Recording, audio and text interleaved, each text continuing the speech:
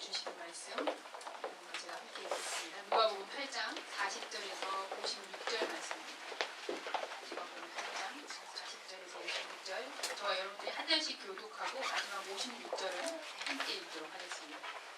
누가복음 8장 40절에서 56절 40절 제가 먼저 읽습니다. 예수께서 돌아오심에 무리가 환영하니 이는 다 기다렸음이러라. 이에 회당장인 야이로라 하는 사람이 와서 예수의 발아래 엎드려 자기에게 주시기를 간구하니 이는 자기에게 12살 된 외딸이 있어 죽어감이러라. 예수께서 가실 때에 무리가 밀려들더라. 이에 10배를 들어하려는 중에 아무에게도 부침을 받지 못하는 자가 예수의 뒤로 와서 그 옷가에 손을 대니 혈루증이 즉시 굳혔더라. 예수께서 이르시되 내게 손을 댄 자가 누구냐 하시니 다 아니라 할 때에 베드로가 이르되 주여 우리가 밀려들었나이다. 예수께서 이르시되 내게 손을 댄 자가 있도다. 이는 내게서 능력이 나간 줄 알미로라 하신대. 여자가 스스로 움직이지 못할 줄 알고 떨며 나와 엎드려 그 손댄 이유와 곧 나은 것을 모든 사람 앞에서 말하니 예수께서 이르시되 딸아 내 믿음이 너를 구원하였으니 평안히 가라 하시더라. 아직 말씀하실 때 회당장에게서 사람이 와서 말하되 당신의 딸이 죽었나이다. 선생을 더 괴롭게 하지 마소서 하거늘 예수께서 들으시고 이르시되 두려워하지 말고 믿기만 하라. 그리하면 딸이 구원을 얻으리라 하시고 그때 이르러 베드로와 요한과 야고보와 아이의 부모에게는 함께 들어가기를 허락하지 아니하시니라. 모든 사람이 아이를 위하여 울며 통곡하매 예수께서 이르시되 울지 말라. 죽은 것이 아니라 잔다 하시니 그들이 그 죽은 것을 안으로 비웃더라. 예수께서 아이의 손을 잡고 불러 이르시되 아이야 일어나라 하시니 그 병이 돌아와 아이가 곧 일어나거늘 예수께서 먹을 것을 주라며 같이 하시니 읽습니다. 그 부모가 놀라는지라. 예수께서 경고하사 이 일을 아무에게도 말하지 말라 하시라. 아멘. 오늘도 고백의 찬양은 설교 들은 다음에 우리 같이 함께 올리도록 하죠. 지난 주간에 제가 굉장히 바쁜 와중이었는데 누군가의 초청으로 영화를 한 편 봤어요. 근데 영화가 콰르텟이라는 영화더라고요. 지난 주간에 우리 주은 씨가 예술전당에서 연주했었는데 그룹 이름이 뭐죠? 콰르텟수죠. 그래서 제가 거기는 못 갔는데 여기 가서 앉아있으니까 준이한테 좀 미안하다 이런 생각이 들더라고요. 근데 어쨌든 콰르텟, 사실 저는 콰르텟이 뭔지 잘 몰랐습니다. 근데 어쨌든 이게 4명이 연주하는 그런 건데 제목이 콰르텟이에요.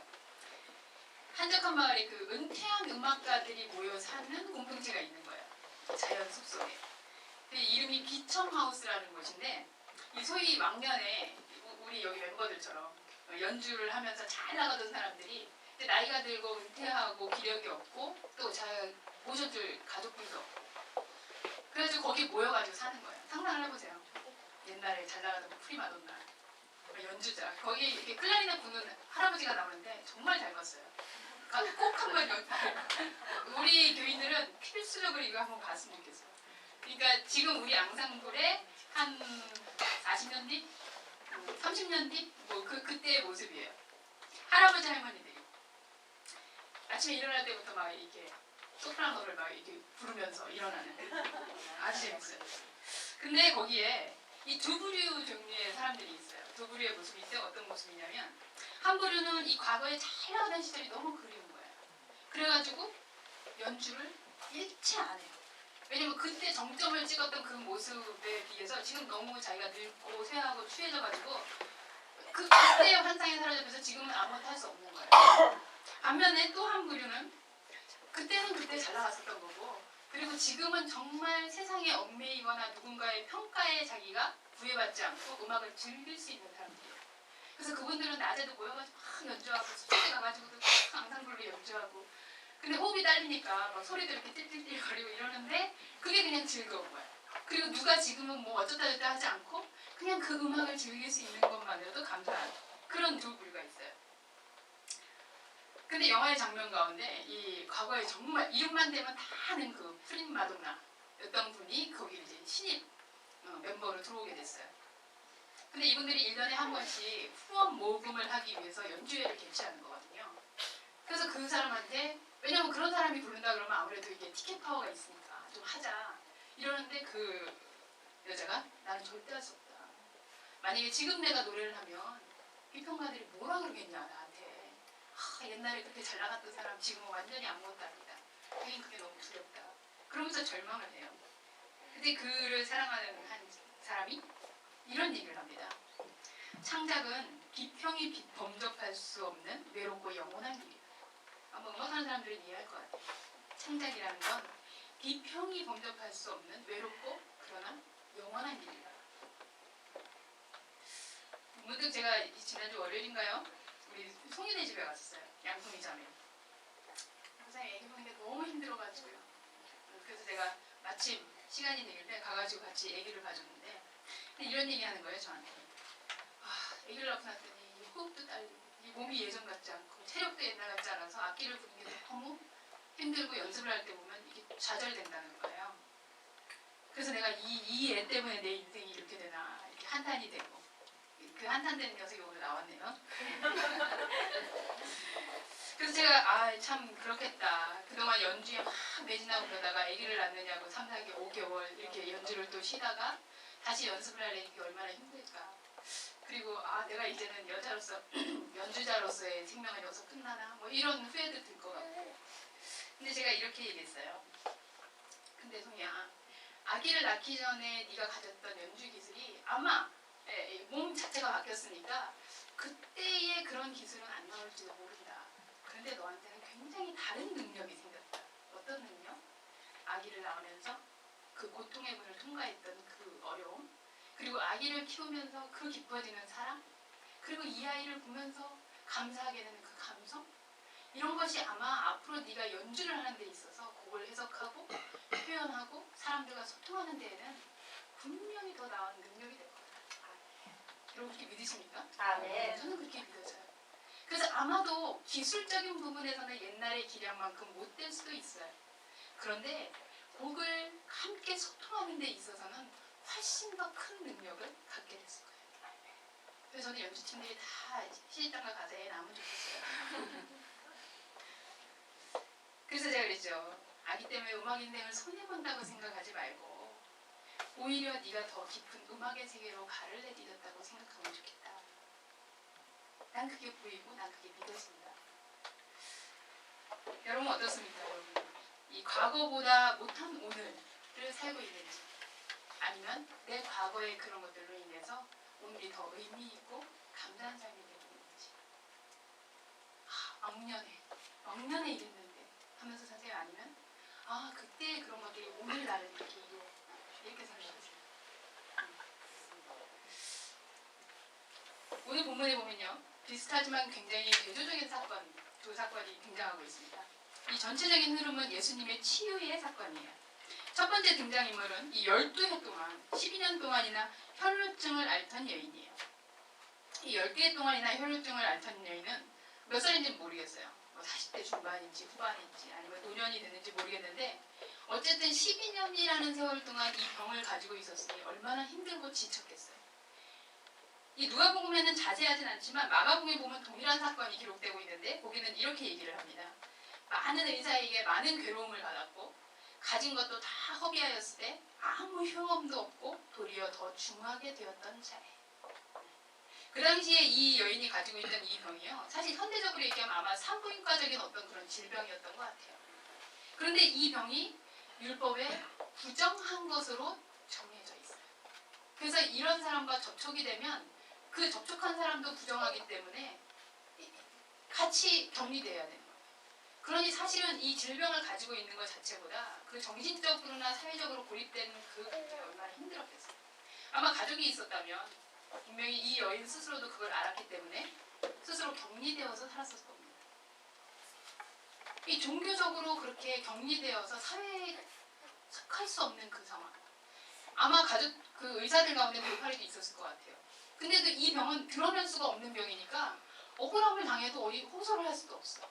그러니까 재산은 재산대로 다 날리고 그리고도 숨어서 이렇게 지내던 여인이었어요.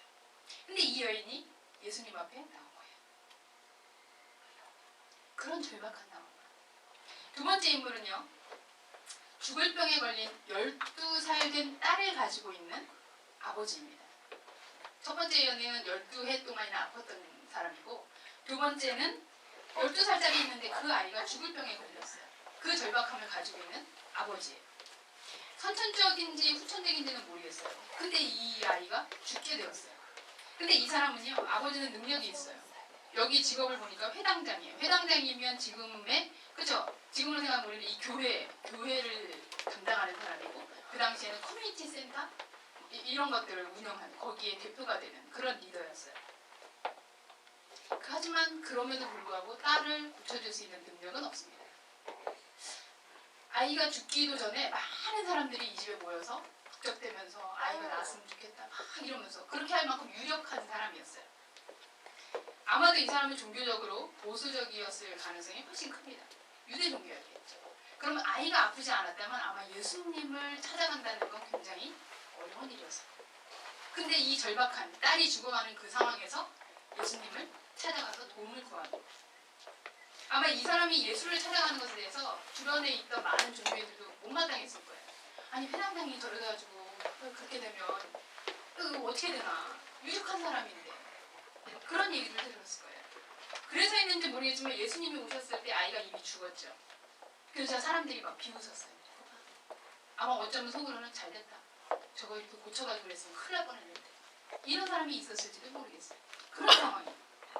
근데 어쨌든 병으로 인한 절박한 상황이라는 상황이 공통적입니다. 그런데 이 상황이 조금 묘해요, 여러분. 사건 정황으로 볼 때 먼저는 예수님이 이 회당장의 요청을 받고 그 집으로 가고 있는 중이었어요. 근데 길에서 우연히 한 여인을 만나게 된 거죠. 그것도 만난 것도 아니에요. 이 여자가 그냥 몰래 예수님 옷이라도 내가 손만 대도 나는 낫겠다, 그러고 그렇게 잡은 거예요. 근데 예수님이 이상하게 그냥 이렇게 능력이, 누가 내 옷을 만졌냐, 그 수많은 인파 속에서. 그러니까 제자들도 그러잖아요. 아니 이 많은 사람 중에 누가 만졌겠어요? 누가 이렇게 스쳤겠죠. 아니야, 있다, 누군지 나와라, 계속 이렇게 말씀하셨습니다. 그러니까 여인이 결국은 나와요. 그런데 여러분, 이게 왜 의아하냐면 회당장 야이로의 딸을 고친 후에 예수님의 반응을 보면 이 상황이 조금 묘하다는 거예요. 마지막 부분을 볼까요? 회당장 54절에서 56절, 우리가 읽었던 누가복음 8장 54절 56절 말씀, 우리 함께 같이 읽어볼까요? 시작. 예수께서 아이의 손을 잡고 불러 이르시되 아이야 일어나라 하시니 그 영이 돌아와 아이가 곧 일어나거늘 예수께서 먹을 것을 주라 명하시니 그 부모가 놀라는지라. 예수께서 경고하사 이 일을 아무에게도 말하지 말라 하시니라. 죽은 사람이 살아났어요. 대단한 능력이 일어난 거예요. 근데 조용히 하래요. 알리지 말래요. 침묵하라는 거예요. 근데 이 가난한 여인, 무명의 여인, 누군지도 모르는 여인이 옷을 만져가지고 나음을 얻었어요. 근데 예수님이 지금 찾고 있는 거예요. 그녀를 밝히라는 거예요. 누구인지. 굉장히 모순 같지 않으세요? 저는 성경 읽다 보면 왜 이렇게 반응심이 되는지 이상한 거예요. 왜 예수님은 이랬다 저랬다 하실까? 나 같으면 차라리 알리려면 이 죽었다 살아난 아이를 소문을 내야 이 전도도 잘 되고 더 유리할 텐데, 제자들도 그러지 않았겠어요? 아니 소문을 내려면 죽었다 살아난 애를 소문을 내야지. 그것도 회당장의 딸이 그렇게 나왔다 그러면 얼마나 전도하기 쉽겠어요. 근데 그냥 길을 지나가다가 누군지도 모르고, 그리고 오히려 부정한 여자가 어쨌든 잡는 순간 예수님도 부정해진 건데 그거를 꼭 밝혀가지고 이렇게 드러내야 될까? 왜 그랬을까? 예수님은 대부분 치유사역에서 고친 사건을 얘기하지 말아라, 이렇게 얘기 많이 하셨어요. 죽은 사람을 살리는 이 엄청난 능력도 숨기셨어요. 그런데 왜 이 여인에게는 이렇게 했을까? 여러분 상식적으로 그렇지 않아요? 회당장의 집에서 있었던 능력을 소문내는 게 훨씬 유리하지 않을까요? 기분 지상이 가지고는 어떤 걸 더 소문내겠어요? 이왕이면 예술전당에서 연주한 거를 내야지, 프로그램에. 그렇잖아요. 여기 아트교회에서 이렇게 한 거를 프로그램에 내는 거, 글쎄 저희는 좋은데 예를 들면 그런 거예요. 이런 사건이 참 예수님의 모습은 모순처럼 보입니다. 가만히 있어도 전도가 저절로 될 상황에 대해서는 아무에게도 얘기하지 말아라, 이렇게 얘기하고, 오히려 좀 불리하고 아무것도 아닌 그런 사람에 대해서는 드러내시고. 도대체 예수님의 기준은 뭘까요? 여러 추측과 해석이 있을 수 있겠지만 저는 이 말씀을 묵상하면서 이런 결론에 이르렀어요. 예수님은 우리가 일상으로 돌아가 살게 된 오늘에 주목하신다. 한번 따라해볼까요? 예수님은 우리가 일상으로 돌아가 살게 된 오늘에 주목하신다. 무슨 얘기냐면요. 이 여인은 혈루병으로 인해서 정상적인 삶을 그동안 살지 못했어요. 그녀와 접촉한 사람은 부정한 자가 되는 거니까 스스로도 격리되어 살았다고 했어요. 그 사실을 알면서 예수님의 옷자락을 붙잡았다. 이거는 굉장한 간절함인 동시에 용기예요.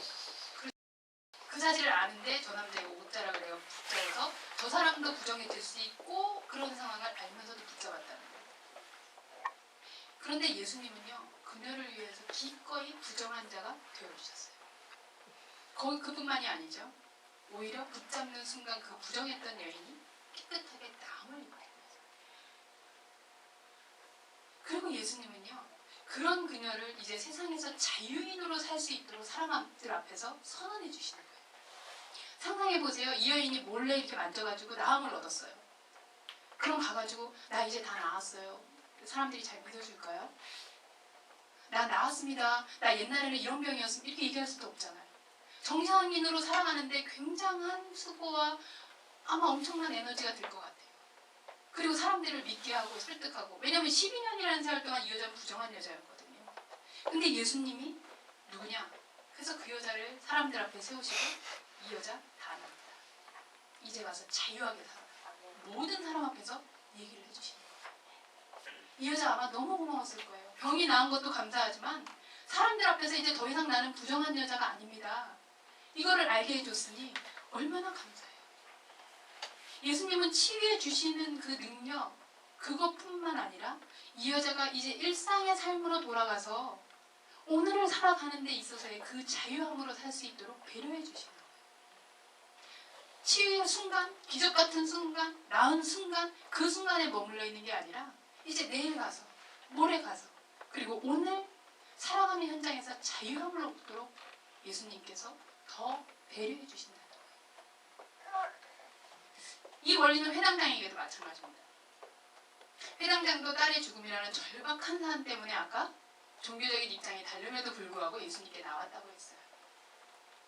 딸이 낫지 않으면 사실 어떡할까? 이런 생각 들었을 거예요. 그리고 딸이 죽었다는 소식을 들었을 때 그냥 차라리 예수를 찾지 말고 딸을 그냥 둘 거. 왜냐하면 이 사람은 이제 종교적으로도 어렵게 됐어요. 예수를 찾아갔으니까. 그런데 예수님이 이 아이를 고치고 나서 침묵하라고 얘기하십니다. 이 사실을 알리지 말아라. 침묵으로 일상에 돌아가서 오늘을 살라는 거예요.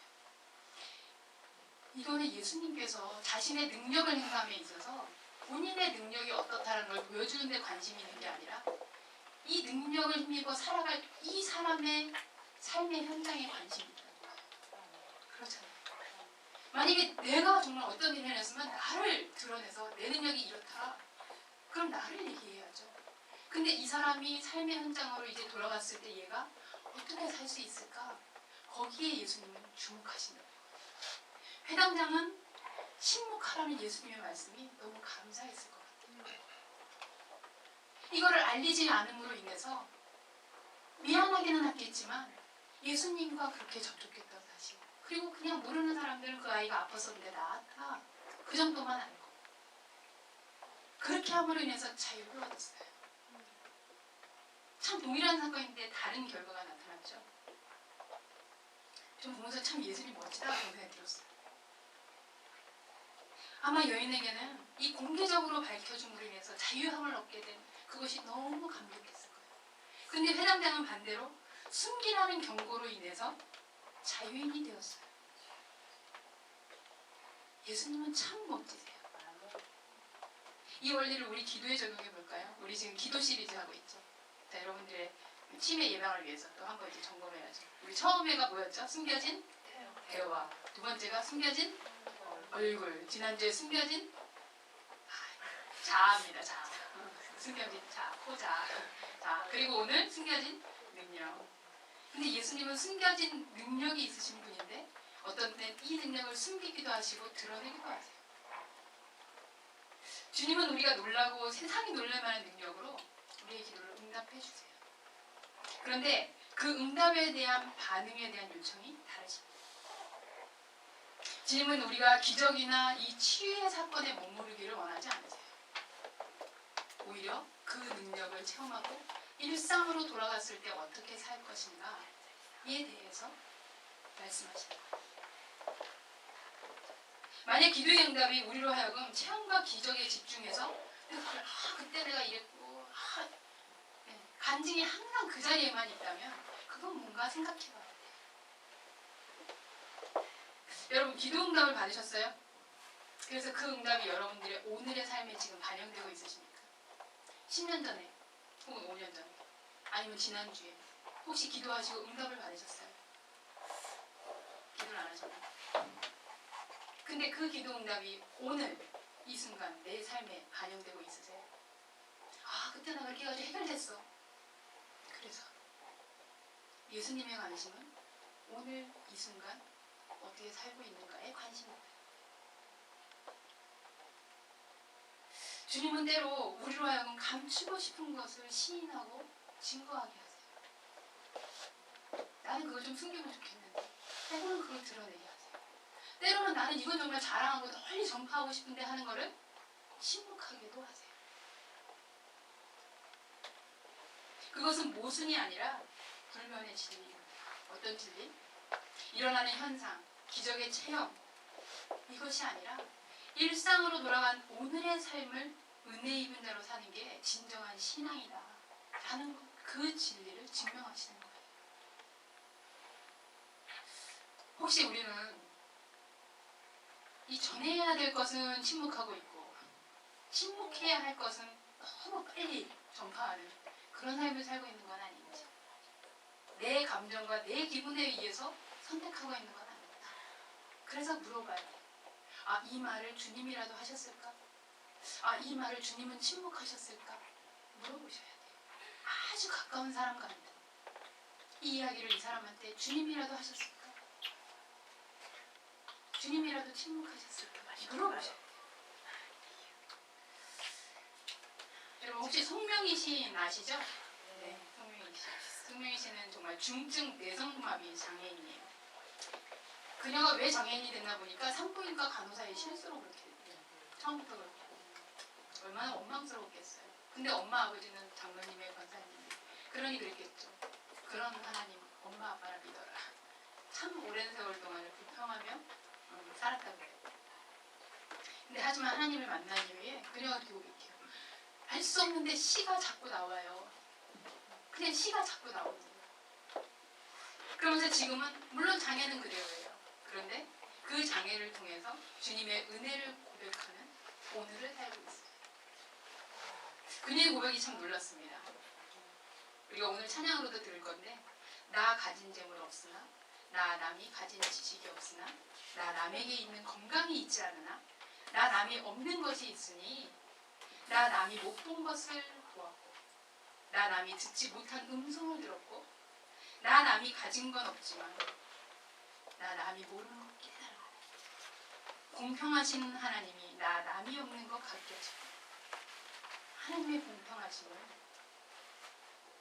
그녀가 공평하다고 하는 이 하나님의 은혜 세상에 볼 땐 너무 불공평해 보이죠. 왜 하필이면 내가? 그녀는 자신이 없는 것 때문에 하나님이 채워주시는 것을 받았다는 게 그게 공평하다는 거예요. 자신이 모르는 것 때문에 하나님이 알려주신 깨달음을 얻었다는 게 그게 공평하다는 거예요.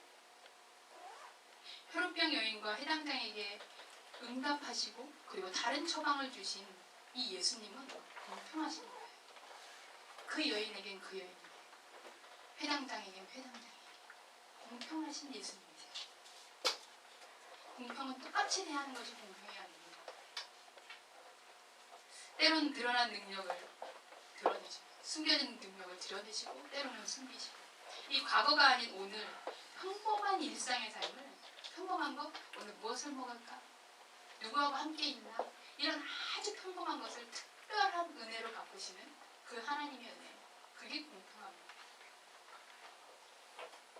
저는 우리 아직교회가 주님이 원하시는 대로 주님의 능력을 드러내는 교회면 좋겠어요. 주님이 원하시는 대로 주님의 능력을 감출 수도 있는 교회였으면 좋겠어요.